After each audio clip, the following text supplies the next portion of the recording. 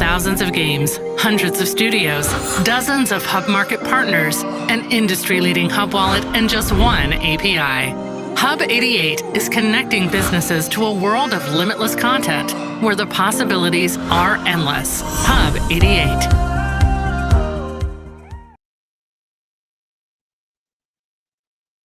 Hello and welcome to another very special live episode of Next in Depth, where I am enlisting the help of industry experts to uncover what's going on behind the scenes of some of the hottest topics in and around the iGaming industry.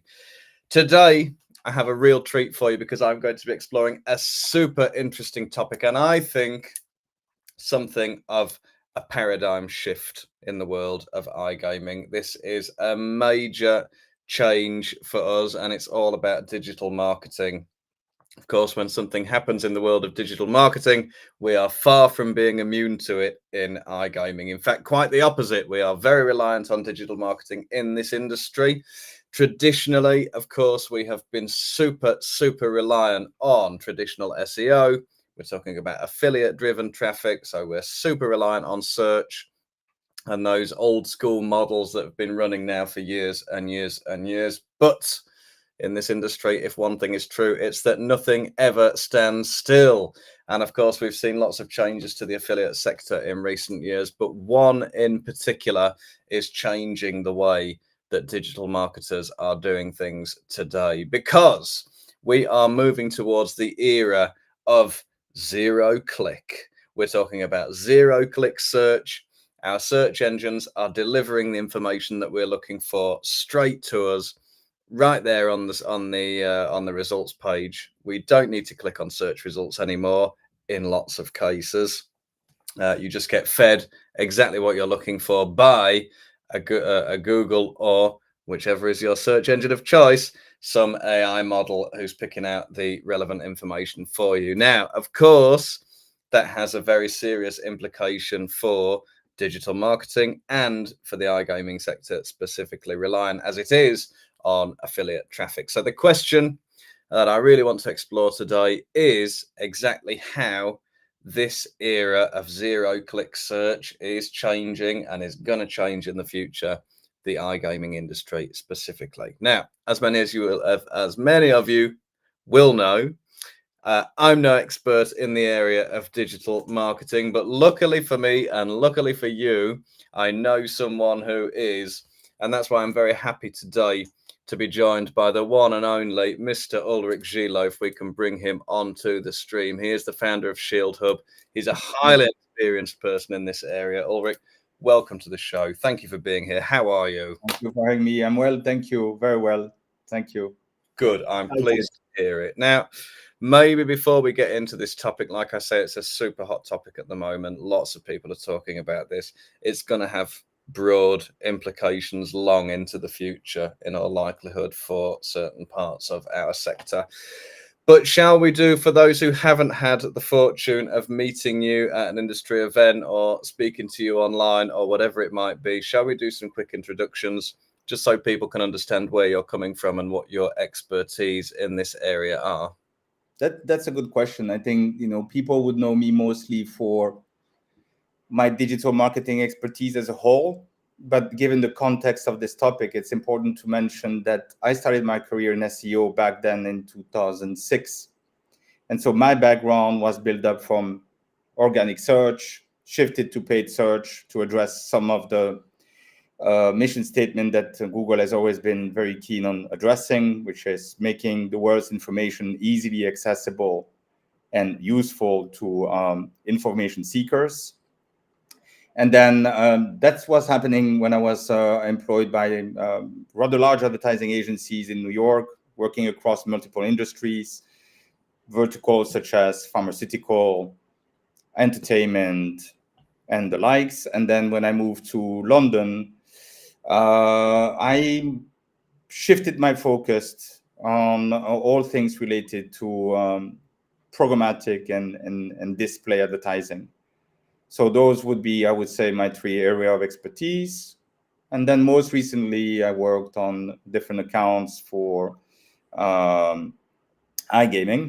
I served the Belgian National Lottery for Interpublic Group while in Belgium for a short bit, came to Malta, worked for Betson, and now started my own company alongside other partners of mine that come from a similar background to mine in the marketing technology.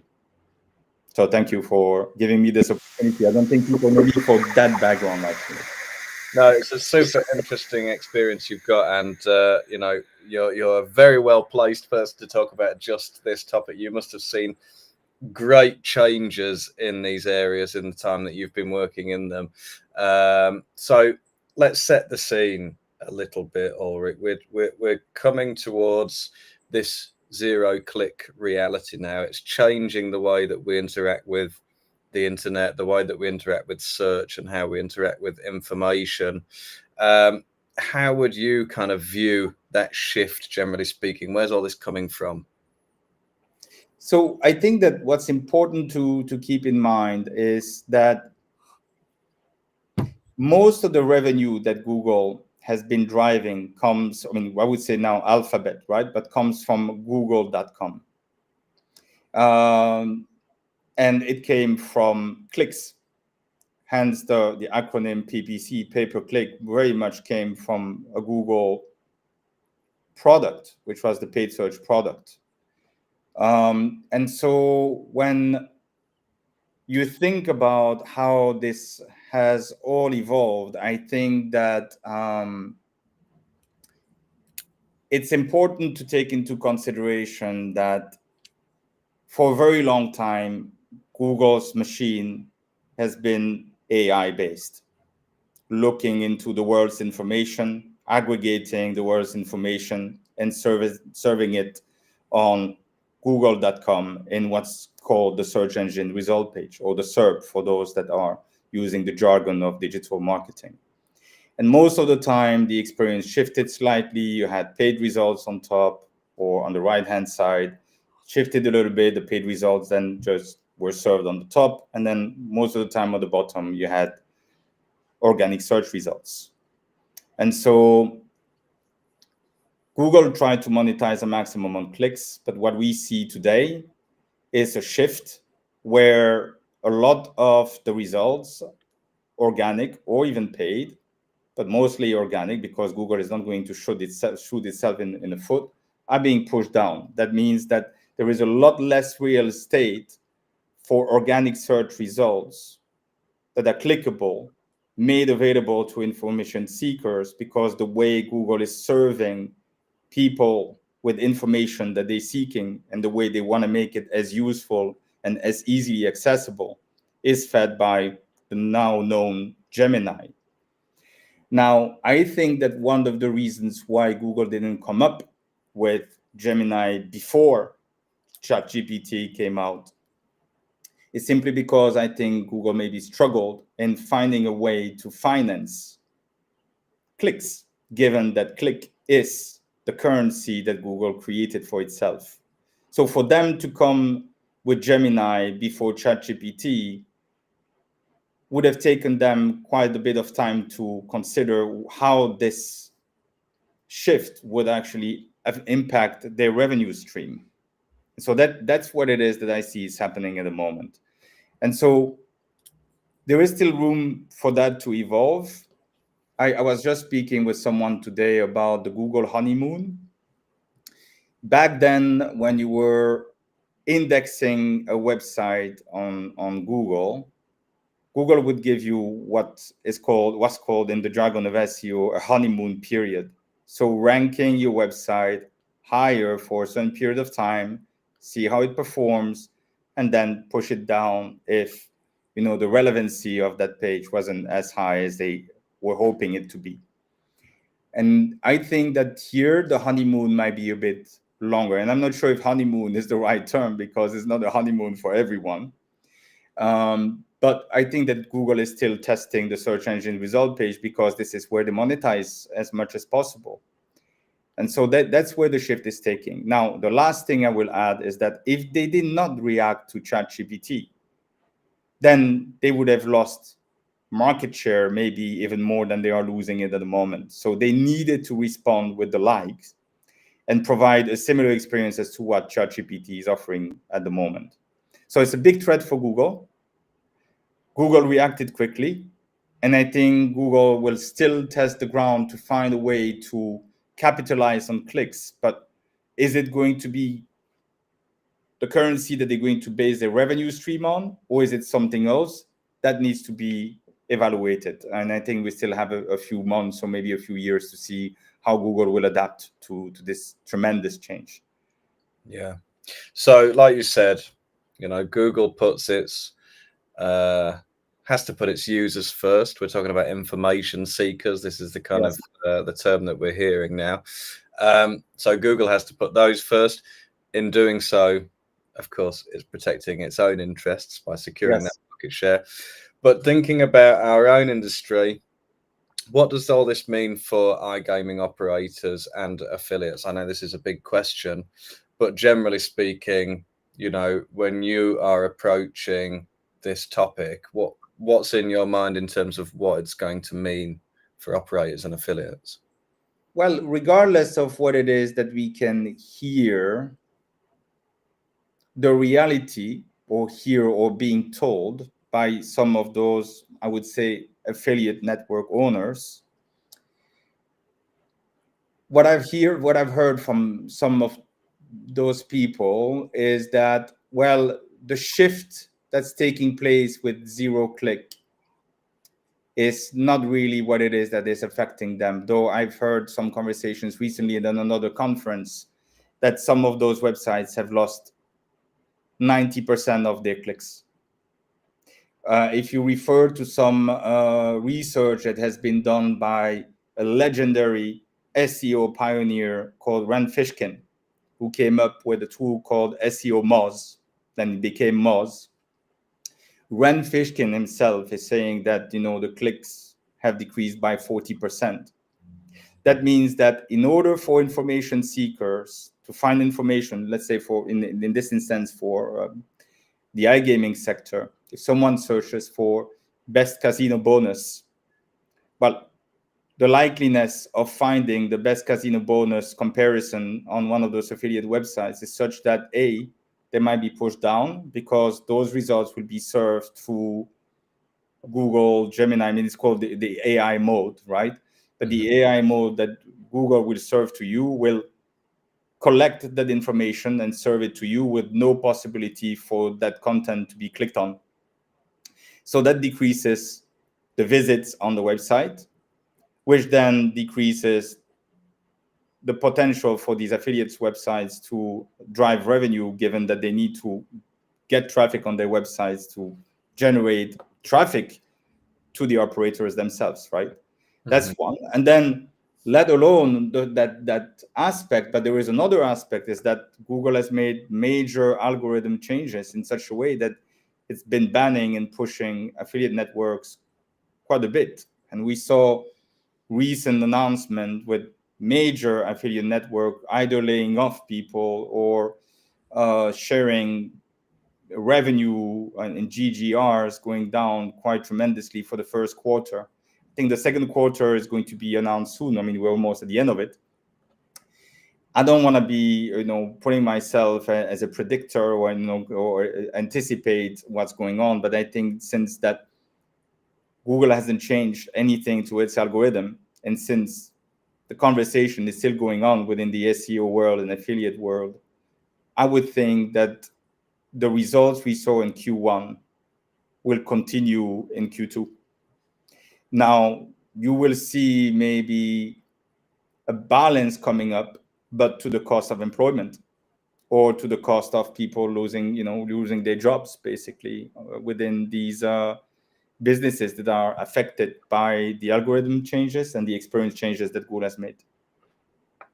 Yeah, I know it's a curious, it's yet another impact of this kind of AI coming for people's jobs question, which is, I think when people first started talking about this, we're thinking, people like content writers or editors might struggle here because programs like ChatGPT are going to be doing a lot of their work for them. But in actual fact, this is just another way where, this kind of AI revolution probably is leading to loss of jobs. It's probably, having a huge negative detrimental impact on some of these businesses. And like you say, we've seen some huge businesses who were extremely successful 5-6 years ago who've just been on steady declines ever since. And I think what's happening now is really accelerating that decline for a lot of them. And probably what we'll see is, I don't know, what do you think, a much smaller playing field when it comes to the affiliate players? I'll tell you, and really, it's a true story. The first reason why I embraced paid search was because back in the days, Google was venting the benefits of doing both organic and paid search. They came up with this PowerPoint presentation when they were saying that 1 + 1 = 3. It would trigger your brain, but 1 + 1, it doesn't equal 3. And what they were trying to say was that if you were doing both paid search and organic search, you would not have an additional click-through rate, but you would have an exponential click-through rate because it would also enable the trust in your brand. Mm-hmm. So by optimizing paid search and also doing organic search, you would have exponential click-through rate as opposed to, okay, I have 10% click-through rate with organic search, 10% click-through rate, which is really high with paid search. So let's say 2% click-through rate with paid search. So it would be like 12%. No, 1 + 1 = 3. Maybe instead of 12%, it would be equivalent to 20% because it builds up your brand. It builds up the trust, right? And so I embraced that first. And then the second one was, and I think it was a wise choice, but I cannot put my eggs in the same basket. What if one day Google decides to stop what it is that we're doing for SEO? And back in the days, again, I put the emphasis on this. You had a great speaker, engineer at Google, Matt Cutts, sharing many videos about how you needed to help Google, index websites, etc. And then Matt Cutts retired. Things started shifting. And I thought, well, the one thing that's going to last for sure for the time being is paid search, because this is how Google is monetizing. That's one of those that they will not let go that easily. And sure enough, fast forward now, 25 years after Google launched this solution or its product, things are shifting and also accelerating because AI is growing exponentially at the moment. So we need to watch that very closely. But I wanted to put the emphasis on the fact that, adapting to the digital marketing changes is a key thing to do. Yeah. So what do you think is changing within organizations right now as a result of this practical change, this evolution in the way that people engage with search? Are we thinking now about, rather than just getting as high as you can in the organic results, not even getting in the paid results as well, the question is, how are you going to get into that AI overview? All right. So if I mean, it's not a secret. My biggest frustration with this industry is the heavy reliance on SEO and affiliate marketing. It's a legacy. And it's also, this industry is also a victim of its echo chamber. Just recently, I attended a conference. First question that I'm being asked, do you have traffic? Traffic? What traffic are you talking about? What qualified traffic? Yeah, but we want to deal on CPA, click traffic, right? Clicks and traffic. And then I hear other conversations that are very much tiered towards having visits, having clicks, having, these leads. It's always lead driven. I believe that the currency is changing. And I'm not the only one saying this. But again, Rand Fishkin, who is a proponent of SEO. Don't forget, he comes as a highly reputable person within the industry, or actually one of the pioneers when it comes to this, right? He had the tool looking at links, link building, right? He himself is saying that the click is losing, its value, and that perhaps, to answer your question very shortly, brand is the one thing that needs to be taken into account. So what I see in the iGaming industry, everything is ephemeris. It's for the short term. It's not long term. We get clicks, we get visits, we convert, but we don't build on loyalty that much. I think building on loyalty is something that is essential. Another one that I could see is that the reliance on clicks and also the challenges we face with the regulation across all markets, especially when you depend on the GAFAMs, that being Google, Amazon, Facebook, Apple, and Microsoft, is that not only will you be affected by the experience changes and the algorithm changes, but also you can definitely be affected by the regulation where you can't advertise at all. Some of the conversations that I've heard was that, but maybe we need to shift into social media, offer video content, because the second biggest search engine is YouTube. Go ahead, put an ad on YouTube. It's gonna be banned very quickly. It takes 2 days, sometimes 1 day, for video to be captured there. Mm-hmm. They use AI to see what you're posting on their website. So I think that ignoring the importance of brand building is a mistake. Yeah. So how much of the focus do you think actually is shifting within the industry? Sometimes we're very fast paced in iGaming, and sometimes in certain areas it feels like people drag their feet and lag behind, and they say, well, it's always worked, so maybe it'll keep working in the future. Do you think this shift's happening already? I feel that people don't know what they don't know. And in order for them to know, they need to be a bit more open-minded. And so they need to look into what other industries are doing. And that's, again, referring back to the echo chamber that I was talking about. Mm-hmm. If you take, for example, what Next has been doing over the past years, and I'm very honored to, have been quite involved with you guys. But the person that triggered this conversation already 3 years ago was Michael Pedersen. Mm-hmm. I don't know how to do name dropping here, but yeah, Michael Pedersen and I had a conversation about that. How could we shift this around? But it's educational. And so most of the content that we offered recently at the Valletta Summit was very much tailored towards what it is that can be done in marketing, but we weren't focusing that much on the typical topics around SEO and affiliates, because there are other things that need to be taken into consideration.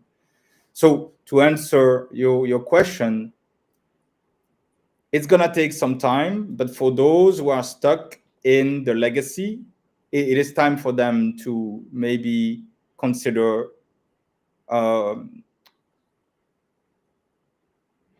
things, other channels that exist in the digital marketing realm to drive success. Yeah. And I think one of the things you and I have discussed before is how, this shift and this change in the way that companies are going to be approaching these questions is also going to bring about, as you mentioned before, this thing about Google's currency of clicks and how we're generating these new currencies. So it seems we're going to move away from very firm, certain numerical measurement systems like clicks. How many clicks did we get? What was the conversion rate? It's very straightforward. We're moving towards, correct me if I'm wrong, this kind of attention-based measurement of people's attention. So tell me about how this works in practice. So- What are we thinking about here? There are two things you need to look into. A is attribution, which then comes with the consideration of using other channels to build brand. Mhm. And then from that, then you need to leverage attention metrics to make sure that your brand is being seen or is getting the attention that it deserves. So on many occasions, Connor, and even outside the iGaming industry, you end up with people that have maybe 5 years of digital marketing experience and with a role that is called head of digital marketing. Mhm. But they often forget that the way media is being traded worldwide is pretty much set by a few organizations that they need to know extremely well, because that's how you save money. That's how you drive efficiency. Mhm. The number one, and this is probably one of those that I'd like to discuss, in the future, maybe for other content, is the IAB, which stands for the Interactive Advertising Bureau. I mentioned this before, so in the conversation I had with Michael back then in one of those podcasts, what you need to know is that when you buy an impression, which is, an ad being placed, an impression is counted as an impression. So you pay for that impression only if it's seen 50% rendered on your screen. Imagine this is the full ad. You see half of the ad, maybe the brand is on the bottom, but simply because you scrolled up, you only see a small portion of it. You don't see the logo, you don't see the message, you don't see anything, and it's been shown for 1 second. So all it takes for an impression to count, if you don't use the attention metrics, is for an ad to be shown 50% rendered for 1 second. There we go. That's it. Mm-hmm. And you pay for those. Of course, it doesn't work because it's not visible. So you need to push the standards even further.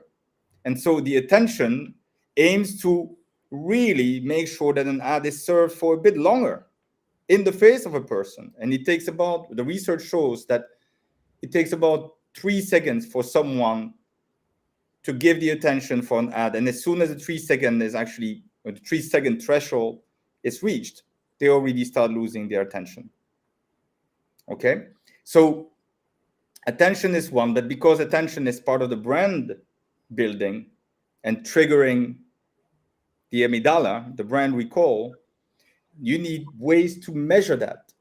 And in order to measure how much of a brand impact you've had to a conversion or return on investment or click or something like this, you need to have an attribution model.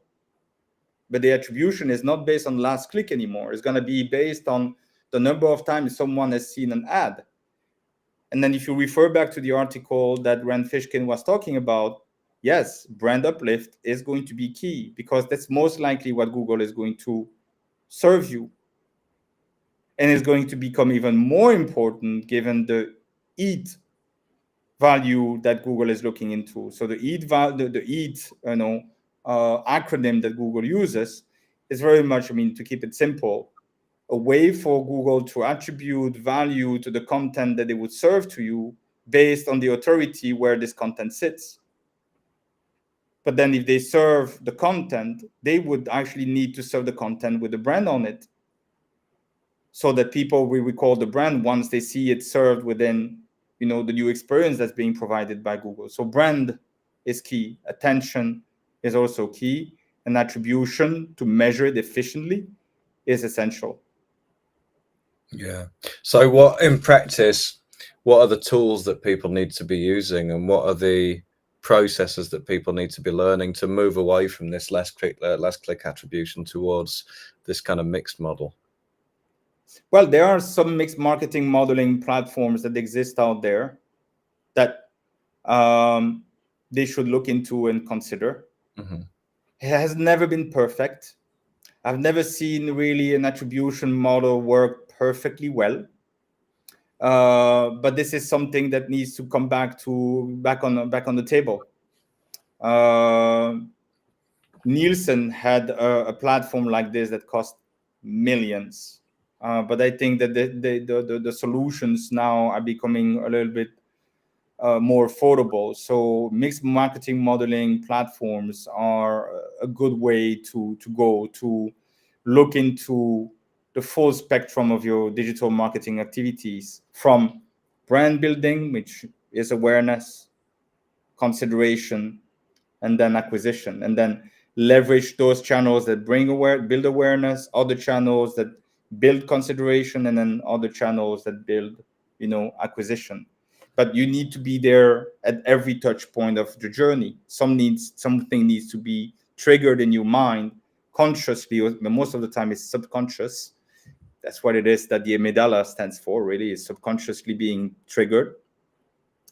And then see whether the prefrontal cortex is making the decision to actually acquire or engage with that product or that offer. Make sense? Yeah, I think so. The amygdala is your instinct. Mm-hmm.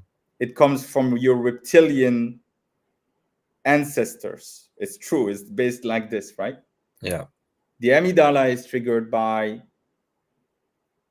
channels that trigger something in your mind subconsciously. And most of the time, those channels can be TV, online video, maybe some social media, etc. Mm-hmm.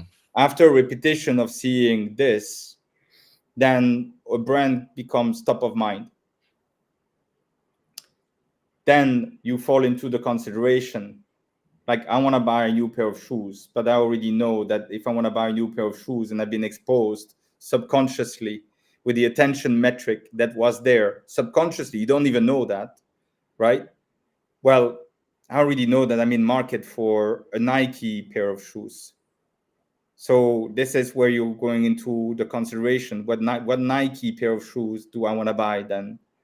But you're already far down the funnel because you already made your choice subconsciously that this is the pair of shoes you want to buy.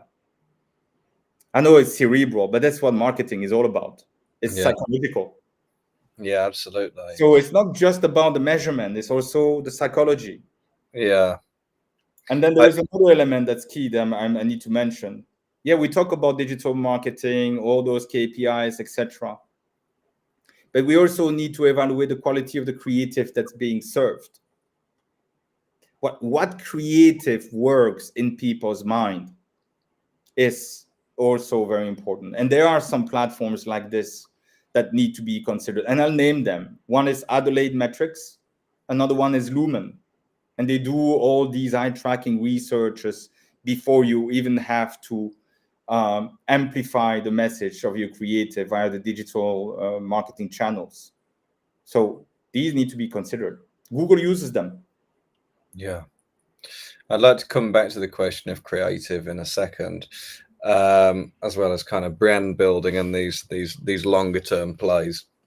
But before I do, I think all the stuff we've just been talking about brings us kind of neatly to whether there's a question here around, is there some friction coming out of all this and some kind of tension between users and companies when it comes to the idea of user privacy? Are people starting to feel like this is all a little invasive? Yes. It can be invasive if an ad keeps on coming in a context that it is not relevant to you. Mm-hmm. Like, I don't want to receive this ad because it's irrelevant to anything that interests me. The feeling of having invasive ads has always been there. The likes of the IAB and the World Federation of Advertisers really are keen on addressing the intrusion. It's not only invasive, but intrusive as well. And so part of the experience that they want to make for the World Wide Web is to make these ads less intrusive. And the best way to build that decrease of intrusion is by providing enhance experience to people with contextualized type of ads. Has always been the mission. Now, people will say, I'm tired of receiving ads like this. I say all the time, I'm a victim of my job. I don't like to receive ads, even when they are relevant. I find it invasive, intrusive. I always myself think that Google and the likes of Facebook listen to me.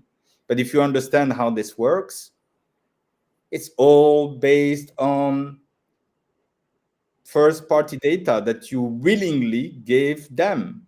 Yeah. Once you sign up with a GAFAM, they have a lot of your information. Your name, phone number, friends, images, messages, emails, location, etc. And so you either opt for this or you decide to keep some level of privacy and then pay for content, but they still take it. And people now accept it because there is no other alternative. You're either in or you're out. I mean, if you need an email address, you're gonna go on Gmail. Once you give your account to Gmail, and you use Chrome, and I don't know, you decide not to have an Apple computer. I'm sorry, an iPhone, but let's say an Android operating system. Google has you everywhere, and so that's why GDPR came up, to try to protect the users and make sure that these GAFAMs would use people's privacy wisely. Quite frankly, you have lawmakers that come up with these decisions, but technologically, they might not even understand the implications of all this. Is my data really staying in Europe? Or is it in some sort of data warehouse, based in the United States? I don't know.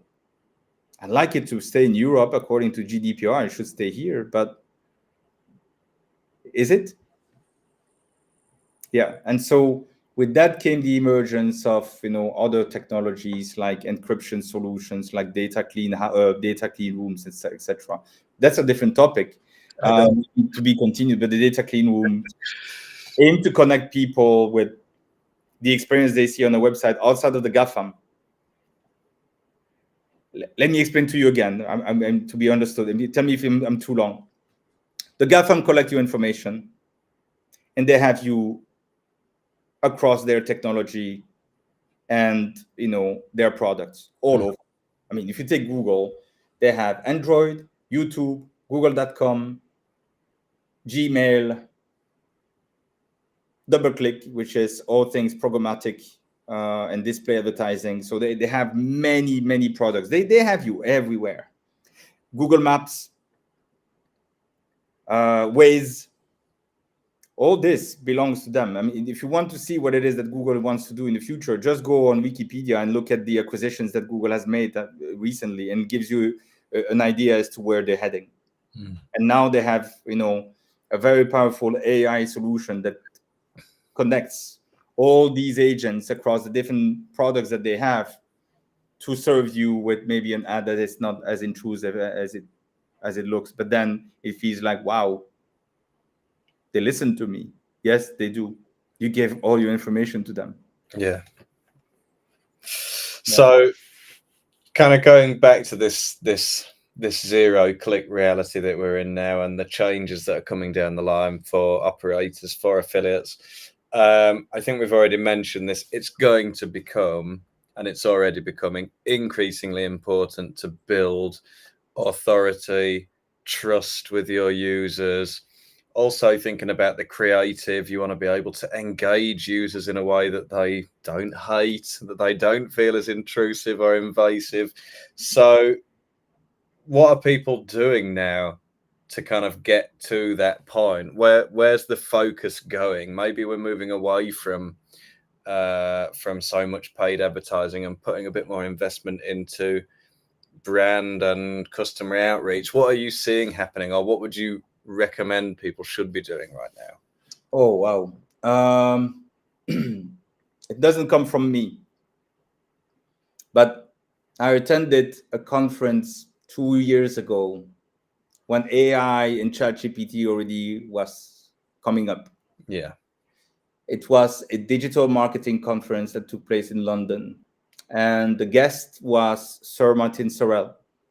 He's the founder and used to be the CEO of WPP, the WPP group.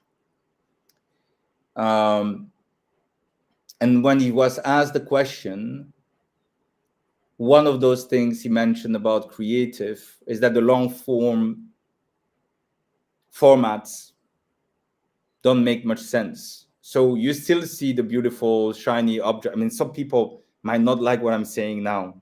They will not agree with it. But what's the point of having long form formats of brand building videos when research shows that the attention you give to an ad fades away after 3 or 5 seconds?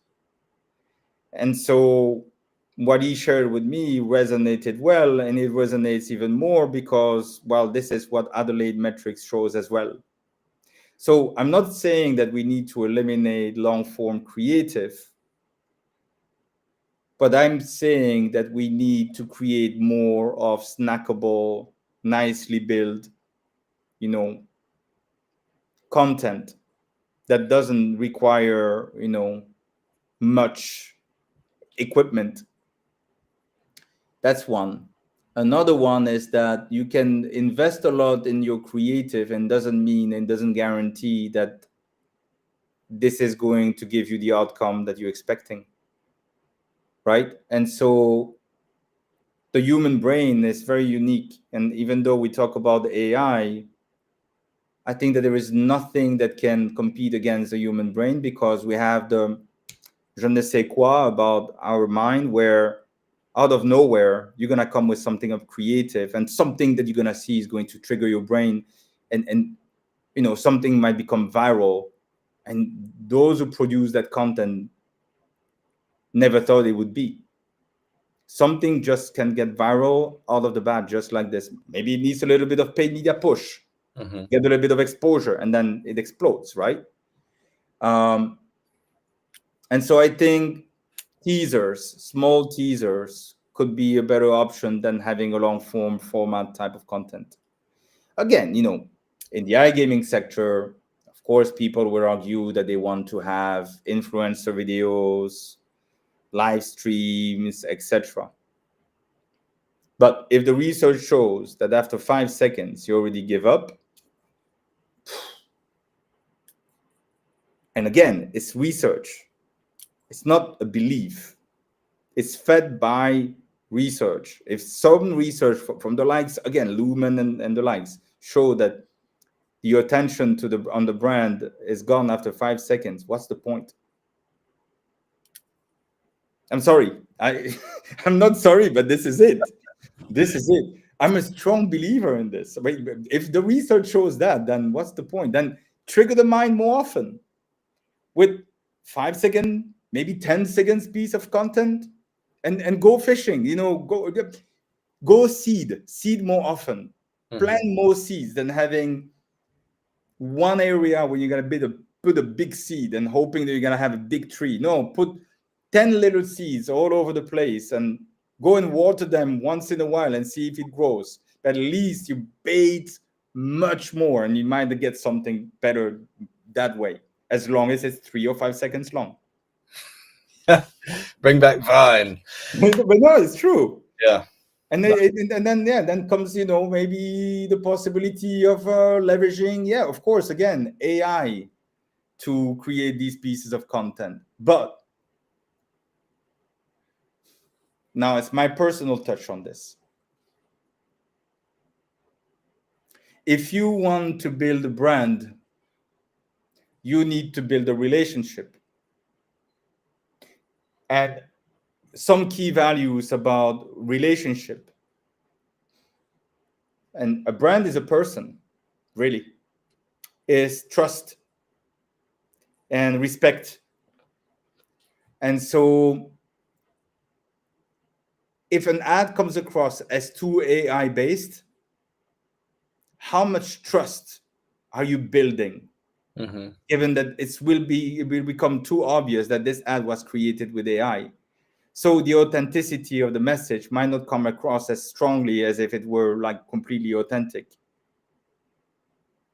It cannot be, it doesn't have to be perfect. We are not perfect. Our mind is just unpredictable. That's what makes us stronger than AI. I know we're deviating from the zero click, but it's also related to it because the zero click is happening because of AI, right? But okay, we're coming back to the mind, and the mind is about what triggers you, and it comes back to, well, having a relationship with the brand, paying attention to the brand. So when you see it, you need to relate to it. Yeah. So that's actually one of the marketing principles I learned when I did my degree. Mm-hmm. Related to the brand. You need to be related to the brand. You have to have a relationship with it. But for me, relationship in anything in my life is about trust, loyalty, respect, and these type of things. And I don't see it in iGaming much. Yes, I think Awesome. these are all things that can be lacking. Yes, Particular sector, because it's quick, greed. Let's go for the next one. Welcome offer. That. Go for another welcome offer, and then another welcome offer from another brand is being fed by. I'm gonna make enemies in this conversation, but I've seen cases where one digital marketing provider wouldn't have any scruple. They would give a welcome offer for one operator, right? And if you don't buy it, then they will actually serve another welcome offer from another operator. And so no wonder that these organizations finally succeed at driving conversions for these people. It's just because, well, you get your welcome offer, you use your welcome offer, you're done with it, and then you go to the next welcome offer provided by another operator. It worked on those platforms, but they're losing visibility, they're losing credibility, and Google is going after them because it brings no value to Google. Google's mission statement is about providing the world's information easily and make it easily accessible. That's not one thing to remember, right? And the other thing is that why would Google reward affiliates organically when paid search could be another lower funnel acquisition type of channel? mm-hmm. So it's a different conversation to be had because then Google could be in trouble by favoring specific websites to be listed on the index based on whether or not they're competing directly with the Google proposition, that being paid search, right?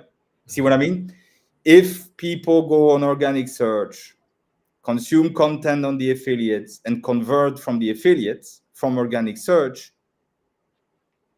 this is something that Google cannot monetize on anymore through paid search. A lot of changes coming down the line. Ulrich, it's always a pleasure, and it's so fascinating to kind of lean on your experience in this area. You've seen it all so far, and things are not slowing down anytime soon. We're just going to keep seeing different changes. But I think you've given some super valuable advice and some really valuable insight into what this changing reality is actually going to mean for the sector, and it's clearly going to have a huge impact. And I'm just really grateful for you coming and sharing that with us today. So thank you so much. Would you have any closing thoughts for us? Yes. I would say that if I could give a recommendation to whomever, it's always to try to think outside the box. And to think outside the box is also to look into what other industries do. and also be open to other marketing channels. And I think in order to be able to think outside the box, I think you need to have some level of passion, curiosity, and also ambition. So I think that once you get all those elements together, then you might be able to never be obsolete. I don't want to be obsolete. I learn things, through my children. Another one that was a big topic before was Web 3.0. Mm-hmm. I'll finish it with this way. I don't know how many more minutes we have, but one of my oldest daughter had an account with Roblox, and little did I know that she could make money on Roblox because she had a shopping store there. And so it's crazy, but she had NFT characters, right? She had some of those characters that had been built in the early years of the Roblox that I know highly valuable. And so she built her character, and she was also designing her own clothing line within Roblox. Which is like, okay, I designed them, but I have other people within the game that do the work for me. I don't have to do it anymore. And so she's now collecting, still today, 50 Robux a month. But she just did that. So I think that looking into what the younger people are doing is also important. But embrace the innovation. Like, don't stay still. ChatGPT could be something that some people might be skeptical about, but you need to embrace it. Test it. I was stuck with ChatGPT for someone. I'm like, no, I need to do Gemini too. I need to give it a shot. Or maybe notebook.lm. Let's be curious. Let's dig in. Let's go further. Attend AI conferences, even if you think that this is not something that might be applicable to you.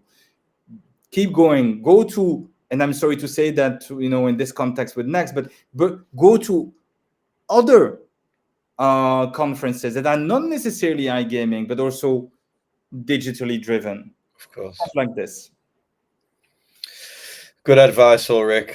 Look, thanks again. There's lots to chew over here. I'm going to be going back and watching this back for sure, because we got through a lot, and I really appreciate the way your mind works, man. It's always fascinating to talk to you. I'm sure in a few months' time, all this is going to change again, and we'll have you back, and we'll see what's changed at that point.